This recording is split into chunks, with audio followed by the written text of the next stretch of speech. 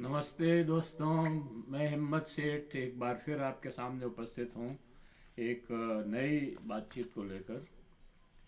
दोस्तों, आपको मालूम ही है ये तो कि अभी रूस के राष्ट्रपति पुतिन साहब का 2 दिन का दौरा हुआ भारत के अंदर, और बहुत गर्मजोशी से उनका स्वागत हुआ। प्रधानमंत्री नरेंद्र मोदी स्वयं उन्हें लेने एरोड्रम गए उनकी अगवानी में, और जयशंकर प्रसाद तो साथ थे ही उनके। और फिर नई दिल्ली में के हैदराबाद भवन में द्विपक्षीय वार्ता हुई, और प्रधानमंत्री के निवास पर कल्याण मार्ग जो उनका निवास है, जहाँ पे शाही भोजन हुआ रात्रि में, और बहुत सारी बातचीत हुई, बहुत सारी घोषणाएं हुई, बहुत सारे एमओयू साइन हुए। और इसमें खास बात यह रही कि राष्ट्रपति पुतिन भारत आने से पहले ही ये घोषणा कर चुके थे कि 10 लाख लोगों को हम रोजगार देंगे, जो स्किल्ड पर्सनस हैं या जो भी उनको ज़रूरत है। बातचीत में उन्होंने कहा कि ऊर्जा व ईंधन की निर्बाध आपूर्ति का भरोसा दिया। रक्षा व सुरक्षा उपकरण, विशेष तौर पर S-400 500 देने की चर्चा हुई। Su-57 जहाज तक देने और उसकी तकनीक ट्रांसफ़र करने और उसका बहुत सारा भाग भारत में बनाने की भी बातचीत हुई। और इन प्रस्ताव पर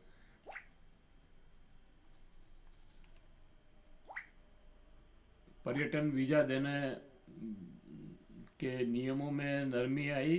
रूसियों को ग्रुप वीज़ा देने जैसी प्रस्तावों पर विचार हो रहा है। और इस तरह से मतलब ये दौरा जो है पुतिन साहब का दौरा हुआ। कहने को ये बहुत सफल दौरा था। बहुत गर्मजोशी से हाथ मिलाए, फ़ोटो सेशन हुआ, हेडलाइंस भी हेडलाइंस का प्रबंध हुआ। और सबसे बड़ी बात जो हुई इस दौरे में, बाकी चीज़ों पर मैं बाद में धीरे धीरे अपन विस्तार से बात करेंगे। नरेंद्र मोदी पूरे बातचीत में, इस दौरे में और शिखर वार्ताओं में ट्रंप से कुछ दबे हुए नजर आए। ट्रंप से मतलब ट्रंप बातचीत में नहीं था, ट्रंप बातचीत तो पुतिन से हो रही थी, लेकिन ट्रंप ने जिस तरह से दबाव बनाया हुआ है हमारे ऊपर, और ट्रेड डील भी नहीं हो रही है, उसमें भी रोड़े अटक रहे हैं अभी तक, तो वो उनके ऊपर वो प्रेशर जरूर था, ऐसा लगा। लेकिन उन्होंने ट्रंप को भी एक मैसेज देने का काम किया कि तुम अगर ज़्यादा होशियारी दिखाओगे तो मैं रूस के साथ पूरी तरह से लग जाऊंगा। तो ये एक भारत के हित में, या भारत के लोगों के हित में ये बात तो हुई। और बाकी जो हमारी जो विदेश नीति है वो भगवान मालिक है उसका। खैर, पूरी बात करें उसके पहले मैं आपसे ये अपील करना चाहता हूँ कि अगर आपने अभी तक भी हमारे YouTube चैनल महावीर समता संदेश को सब्सक्राइब न किया है तो सब्सक्राइब कर लें, बेल आइकन दबाना न भूलें। और अगर आपको वीडियो अच्छे लग रहे हैं तो लाइक करें, फॉरवर्ड करें, और लोगों को भेजें, अपने सोशल ग्रुप्स में डालें, और कमेंट बॉक्स में जाएं, कमेंट लिखें, सुझाव दें, और कमेंट और सुझाव हमारे को और बेहतर करने की ओर अग्रसर करें। कुल मिला के पुतिन के दौरे से भारत को क्या लाभ हुआ, इस पर बात करें तो बाबा जी का टुल्लू। और सिर्फ हेडलाइन, कैमरा मैनेज की फ़ोटो, हेडलाइन मैनेजमेंट और ट्रंप को संदेश, ये 3 चीज़ें जरूर हमारे पक्ष में हुई। बाकी हमारी पक्ष में कुछ भी ऐसा नहीं हुआ कि जो ठोस हो। बातें तो बहुत हुई, घोषणाएं भी बहुत हुई, एमओयू भी बहुत साइन हुए, लेकिन उन सब का कोई मतलब नहीं है जब तक कि कॉन्ट्रैक्ट साइन नहीं हो।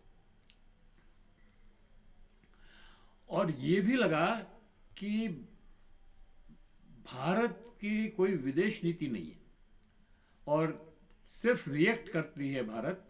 अगर ट्रंप ने दबाया तो रिएक्ट किया, चीन के अंदर चले गए, ब्रिक्स के और आईएसओ के वो जो सम्मेलन थे उसमें जा कर के, और चीन से गलबैयाँ करने लगे। और चीन ने कांस नहीं डाली तो अब रूस से बातचीत कर रहे हैं। तो ये मतलब एक सोची समझी कोई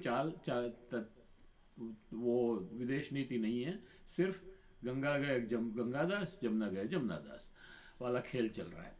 विदेश नीति के मामले में बहुत ये घातक सिद्ध हो सकता है, क्योंकि विदेश नीति एक बहुत परफेक्ट सोची समझी और लंबी दूरी की चीज़ होती है, कोई तात्कालिक चीज़ें नहीं है ये कि आपने उस जो है उसने ये कह दिया तो आपने वो कर दिया और आपने बोलना बंद कर दिया और ये सब संवाद बंद कर दिए, और ये सब चीज़ें विदेश नीति में नहीं चलती। और उसका प्रभाव हम देख रहे हैं। हम ये देख रहे हैं कि हमारे जो प्रधानमंत्री हैं जिन्होंने संवाद जहाँ जहाँ से भी बंद किए हैं वहाँ पर हमें मुंह की खानी पड़ रही है और हमारे को नुकसान हो रहा है उससे। तो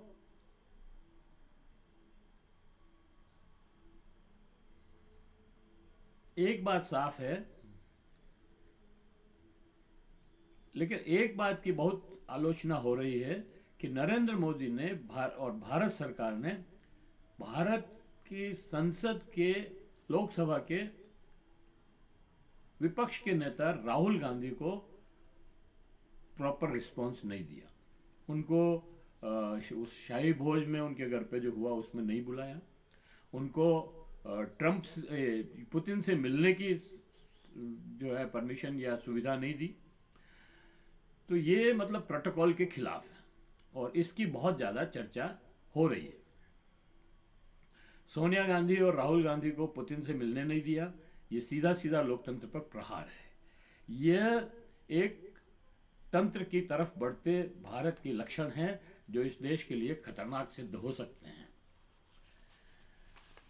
मतलब एक पार्टी रूल की तरफ हम बढ़ रहे हैं, और ये केवल एक ही बात नहीं है, ये बहुत सारी बातों से ये प्रकट होता है कि हम ऐसा कर रहे हैं। दोस्तों, रूस के राष्ट्रपति का जो दौरा हुआ उस समय हुआ जब रूस बहुत गंभीर परिस्थितियों से गुजर रहा है। मतलब ये दौरा हमारे लिए जितना जरूरी था उससे भी कई ज़्यादा रूस के लिए जरूरी था। और रूस ने, क्योंकि 3 साल से एक तो यूक्रेन के युद्ध में फंसा है, अब उसका कोई निर्णय नहीं हो रहा है। यूक्रेन कोई समझौता करना चाहता है तो यूरोप नहीं करने दे रहा है, नाटो के देश नहीं करने दे रहे हैं। और अब रूस को 32 जो नाटो के देश हैं और यूरोपियन यूनियन के जो देश हैं उन सब से मिल करके और लड़ना पड़ेगा। तो उस ऐसे समय में उसको अपने दोस्तों की ज़रूरत है। चीन उसका सबसे बड़ा दोस्त है, तो वो चीन के भरोसे भी ज़्यादा दिन नहीं रहना चाहते, इसलिए भारत को भी अपने साथ रखना चाहते हैं।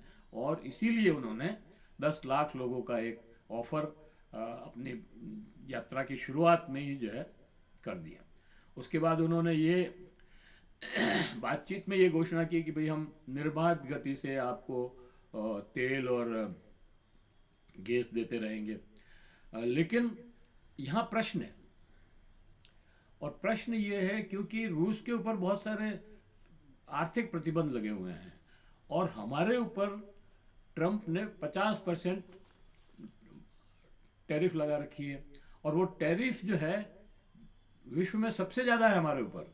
और वो इसलिए लगा रखी है कि हम रूस से तेल खरीद रहे हैं, और उसका प्रभाव ये है कि अभी बीच में आया है, पता नहीं कितना सच है कितना झूठ है, बहुत सारी झूठी चीज़ें भी चल रही है, लेकिन फिर भी ये ऑथेंटिक बातें हैं कि रूस से हमारी कंपनियों ने, खासतौर से जो सरकारी कंपनियां, उन्होंने तेल खरीदना कम कर दिया है। बंद तो नहीं किया है, कम कर दिया है। हालांकि निजी कंपनियां तो खरीद ही रही है, मतलब, लेकिन सरकारी कंपनियों ने तेल खरीदना कम कर दिया है। ये मतलब ट्रंप के दबाव का एक कारण है। रूस की जीडीपी में 50% का हिस्सा जो है क्रूड ऑयल का है और गैस का है, और भारत उसका सबसे बड़ा नहीं तो दूसरे नंबर का खरीदार है, आ, जो रियायती दरों पर हमको मिल रहा है। तो ये रूस चाहता है कि भारत इस ट्रंप के दबाव में आकर के तेल का और गैस का खरीदना बंद ना करे। ये सबसे बड़ा भारत आने का उनका उद्देश्य था।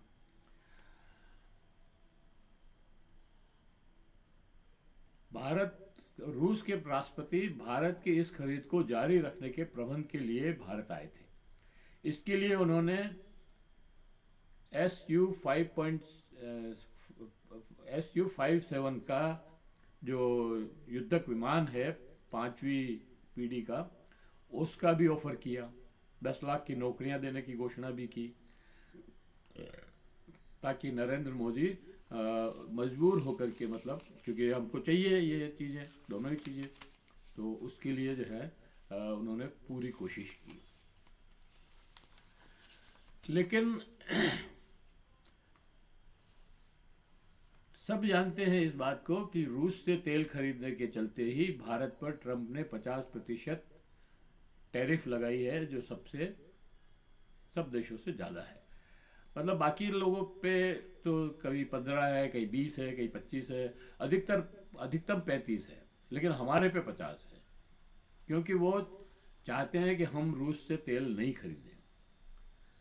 और ये बड़ी अजीब बात है कि अमेरिका ये क्यों चाहता है, जबकि अमेरिका ने अभी रूस यूक्रेन में जो समझौता करवाने की बात कही है, उसमें रूस की सारी बातें मान ली है लगभग, और वो प्रस्ताव अभी तक पेंडिंग है, उस पर फाइनल नहीं हुआ है। ट्रंप और मतलब जेलेंस्की और यूरोप के देश जो है उसे मान नहीं रहे हैं, वो एक अलग बात है। लेकिन पुतिन साहब की सारी बातें ट्रंप ने मान ली।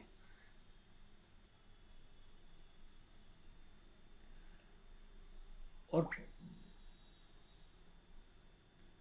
पुतिन साहब ने इस दौरे से अपनी जनता को आश्वस्त कर दिया कि देखो, हम अकेले नहीं हैं, हमारे साथ भारत भी है, चीन भी है, बड़े 2 कंट्री बहुत बड़े बड़े हैं, इसलिए चिंता की कोई बात नहीं है। लेकिन मोदी जी के हाथ में क्या आया? बड़ा सवाल यह है कि मोदी जी के हाथ में क्या आया। द्विपक्षीय बातचीत में कोई विशेष बात हुई क्या? सवाल है क्यों? क्या कोई नया कॉन्ट्रैक्ट साइन हुआ? जवाब है नहीं। क्या सार्वजनिक रूप से प्रस्तावित हथियार जैसे S-400, नया लड़ाकू विमान SU-57 या अन्य अत्याधुनिक प्लेटफॉर्म के लिए फर्म कॉन्ट्रैक्ट की पुष्टि हुई? नहीं, कोई कॉन्ट्रैक्ट साइन नहीं हुआ, बातचीतें हुई खाली। बातचीत से क्या होता है?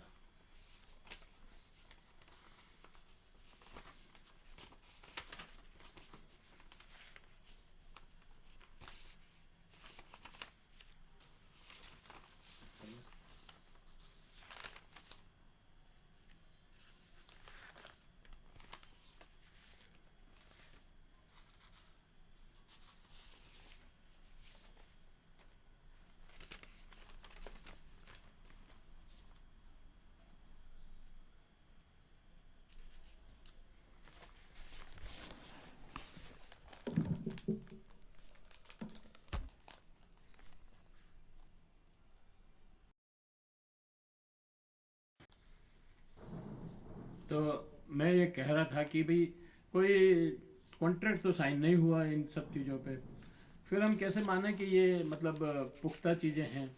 अगर कॉन्ट्रैक्ट साइन हो जाता तो लगता है कि भाई हाँ, हमको ये अब चीज़ें मिलने वाली है। तो अब सवाल है कि क्या ऊर्जा समेत तेल की नई लिखित गारंटी हुई? कोई औपचारिक कॉन्ट्रैक्ट हुआ? नहीं, इस पे भी कोई लिखित कॉन्ट्रैक्ट नहीं हुआ। कोई बड़ा निवेश आया? नहीं, कोई नया निवेश नहीं आया। मोदी सरकार मिला को क्या मिला? बड़ा सवाल यही है कि आखिर इस दौरे से मोदी सरकार को क्या मिला। और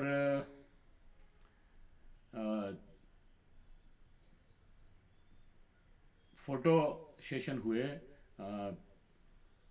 हेडलाइन मैनेजमेंट हुआ, मिलना जुलना हुआ, खूब हा हा ही हुए,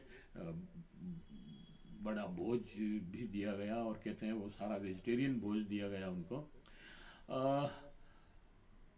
छवि बनाने पर सरकार का जोर ज़्यादा था बनिस्बत की कुछ लिखित पढ़त करने में, क्योंकि अभी भी उनको लग रहा है कि ट्रंप से हमें कुछ राहत मिल सकती है अगर हम रूस के साथ कॉन्ट्रैक्ट ना करें तो मतलब ये गुत्थी हमारी उलझी हुई है। और दूसरा ये है कि हम अगर रूस के साथ कोई लिखित कॉन्ट्रैक्ट कर लेते हैं, चाहे सुरक्षा का हो, चाहे गैस का हो, चाहे पेट्रोल का हो, चाहे 10 लाख नौकरियों का हो, अगर इनमें से कोई भी कॉन्ट्रैक्ट हो जाता तो पश्चिम के देश हमारे खिलाफ खड़े हो सकते थे, उनकी राय हमारे खिलाफ बन सकती थी, और वो हमें सरकार का ऐसा मानना है कि वो हमें नुकसान पहुंचा सकता था। लेकिन वास्तविकता तो क्या है, हम क्या कह सकते हैं। हाँ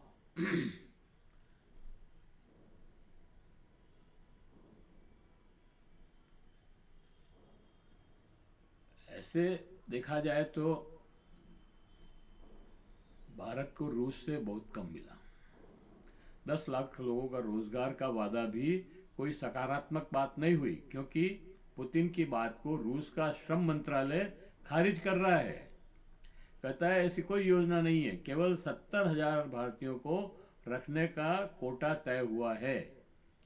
भारत की दृष्टि में पुतिन की यात्रा, रक्षा, नए हथियार अनुबंध नहीं हुए, technology transfer, joint industrialisation, joint corporate, joint फैक्ट्रियां लग नहीं हुई, ऊर्जा, सस्ता तेल की स्थिरता अस्पष्ट, 10 लाख नौकरियों का समझौता नहीं, असंतुलन में कमी नहीं, अंतर्राष्ट्रीय संदेश भी प्रतीकात्मक है। पूरा दौरा पुतिन ने अपने पक्ष में रखा, हम केवल अमेरिका को के दबाव में कोई समझौता नहीं किया, तेल और गैस का भी नहीं जो हम कर सकते थे। तो ये पूरी गाथा है, और इसका मतलब ये है कि पुतिन साहब आए जरूर, लेकिन किसी निष्कर्ष पर हम नहीं पहुंचे। कहीं हमने उनसे के साथ कॉन्ट्रैक्ट साइन नहीं किया, कहीं हमने उनके साथ कोई विशेष घोषणा इस तरह की, मतलब घोषणाएं तो बहुत हुई लेकिन कॉन्ट्रैक्ट साइन नहीं हुए। तो आशा है आपको ये वीडियो पसंद आया होगा। हम यहीं पे इसको समाप्त करते हैं, और आशा करते हैं कि आपको ये पसंद आया है, और अगर पसंद आ रहा है तो आप लाइक करें, फॉरवर्ड करें और लोगों को भी भेजें। और अगर आपने अभी तक भी हमारे YouTube चैनल महावीर समता संदेश को सब्सक्राइब न किया है तो सब्सक्राइब कर लें, बेल आइकन दबाना न भूलें, और